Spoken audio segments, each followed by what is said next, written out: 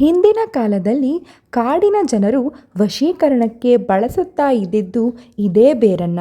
ಈ ಒಂದು ರಹಸ್ಯಮಯವಾದ ಬೇರು ನಿಮ್ಮ ಹತ್ರ ಇದ್ದರೆ ಬರೆದಿಟ್ಕೊಳ್ಳಿ.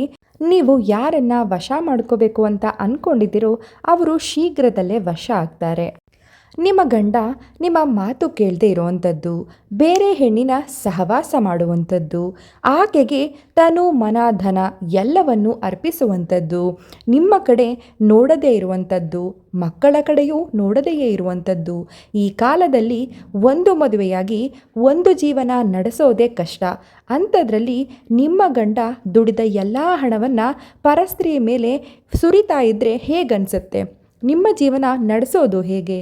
ನೀವು ಒಂದು ಮನೆ ನಡೆಸಬೇಕು ಅಂತ, ಇನ್ನೊಬ್ಬರ ಮನೆಗೆ ಬೆಳಕಾಗಬೇಕು ಅಂತ ತಂದೆ ತಾಯಿ ಅಕ್ಕ ತಮ್ಮ ಅಣ್ಣ ತಂಗಿ ಎಲ್ಲರನ್ನು ಬಿಟ್ಟು ಬಂದಿರ್ತೀರ.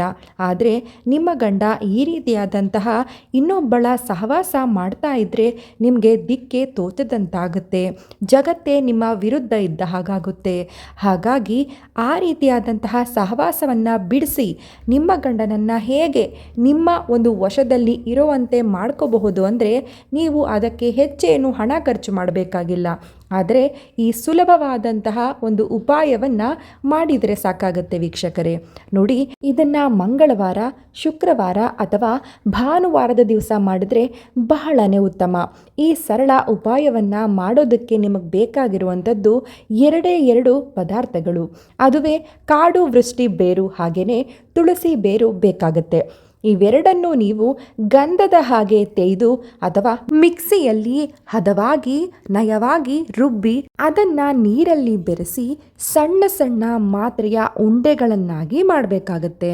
ಇದನ್ನು ನಿಮ್ಮ ಗಂಡನಿಗೆ ಗೊತ್ತಾಗದ ಹಾಗೆ ಅವರು ತಿನ್ನುವ ಅಥವಾ ಕುಡಿಯುವ ಯಾವುದೇ ಒಂದು ಪಾನೀಯದಲ್ಲಿ ಹಾಕಿ ಕೊಡಬೇಕಾಗತ್ತೆ.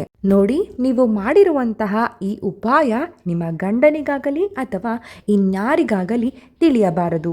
ಈಗಿನ ಕಾಲದಲ್ಲಿ ಏನು ಮಾಡ್ತಾರೆ ಅಂದರೆ, ತಮ್ಮ ನೋವನ್ನೆಲ್ಲ ಯಾರೋ ಅಪರಿಚಿತರ ಹತ್ರ ಹಂಚ್ಕೊಬಿಡ್ತಾರೆ. ನೋಡೆ, ನಾನು ಹೀಗೆ ಮಾಡ್ತಾ ಇದ್ದೀನಿ, ಹಾಗೆ ಮಾಡ್ತಾ ಇದ್ದೀನಿ ಅಂತ ಸ್ನೇಹಿತರ ಹತ್ರ, ಸಂಬಂಧಿಕರ ಹತ್ರ ಹಂಚ್ಕೊಬಿಡ್ತೀರ. ಆ ತಪ್ಪನ್ನು ದಯಮಾಡಿ ಮಾಡೋದಕ್ಕೆ ಹೋಗಬೇಡಿ. ನಿಮ್ಮ ಕೆಲಸ ಸಂಪೂರ್ಣವಾಗಿ ಆದ ನಂತರ ಬೇಕಿದ್ದರೆ ನೀವು ಯಾರೊಂದಿಗಾದರೂ ಹಂಚಿಕೊಳ್ಳಿ ಅಥವಾ ಯಾರಿಗಾದರೂ ಈ ಉಪಾಯವನ್ನು ಹೇಳಿಕೊಡಿ. ನೋಡಿ ವೀಕ್ಷಕರೇ, ನೀವು ಸಂಪೂರ್ಣವಾಗಿ ಶುದ್ಧ ಮನಸ್ಸಿನಿಂದ ಮಾಡಿದರೆ ಮಾತ್ರ ಈ ಕಾರ್ಯ ಸಂಪೂರ್ಣವಾಗುತ್ತೆ. ನಿಮ್ಮ ಗಂಡ ಸಂಪೂರ್ಣವಾಗಿ ನಿಮ್ಮ ವಶದಲ್ಲಿರ್ತಾರೆ. ಇದನ್ನು ಕೇವಲ ಗಂಡಂದಿರ ಮೇಲೆ ಮಾತ್ರ ಪ್ರಯೋಗ ಮಾಡಬೇಕು ಅಂತ ಯಾವುದೇ ಆದಂತಹ ನಿರ್ಬಂಧಗಳಿಲ್ಲ.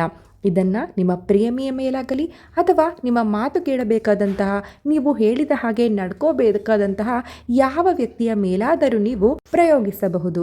ನೋಡಿ ವೀಕ್ಷಕರೇ, ನಿಮಗೇನಾದರೂ ಅತಿಯಾದ ಸಮಸ್ಯೆಗಳಿದ್ದರೆ, ಬಗೆಹರಿಯದೆ ವರ್ಷಾನುಗಟ್ಟಲೆ ಆಗಿದ್ದರೆ, ಸ್ಕ್ರೀನ್ ಮೇಲೆ ಕಾಣಿಸುತ್ತಾ ಇರುವಂತಹ ಪಂಡಿತ್ ಗುರೂಜಿ ಅವರ ಫೋನ್ ನಂಬರ್ಗೆ ಕರೆ ಮಾಡಿ ನಿಮ್ಮ ಎಲ್ಲ ಸಮಸ್ಯೆಗಳಿಗೆ ಪರಿಹಾರವನ್ನು ಶಾಶ್ವತವಾಗಿ ಪಡ್ಕೋಬಹುದು ವೀಕ್ಷಕರೇ.